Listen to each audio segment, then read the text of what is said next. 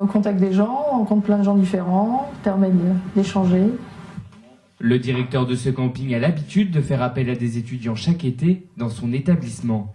On embauche à environ deux saisonniers, 2 étudiants. Il faut être souriant, accueillant, et justement c'est la clé et la motivation, quoi.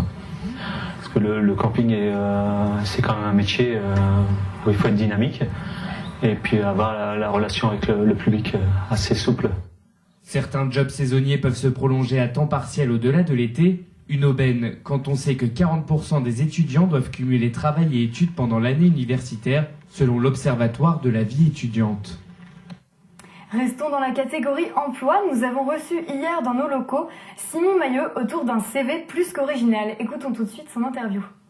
Je suis pas issu d'une terre où voilà, la vigne est roi. Quand j'ai su que je voulais être dans ce domaine du vin, j'ai songé à ma manière de me différencier. On voit aujourd'hui des CV vidéo, des CV en chanson, des CV sur t-shirt. Moi, ça m'a paru logique de me différencier avec une bouteille de vin comme CV. Le premier objectif, c'était d'être accepté au sein de l'école. Donc pour ça, comme je suis pas issu d'une terre où la vigne est roi, j'ai préféré me différencier avec un CV comme celui-ci, avec un CV avec une bouteille de vin. J'ai fait appel à un ami à moi, Antoine Rogeret, graphiste aux Beaux-Arts à l'Université du Havre, avec qui on a fait l'étiquette, le visuel. J'avais mes propres idées, mais on en a parlé ensemble, il a soumis les siennes, j'étais ouverte aussi à ses idées. Et après quelques rendez-vous, voilà, le visuel de l'étiquette était prêt, j'avais plus qu'à l'imprimer.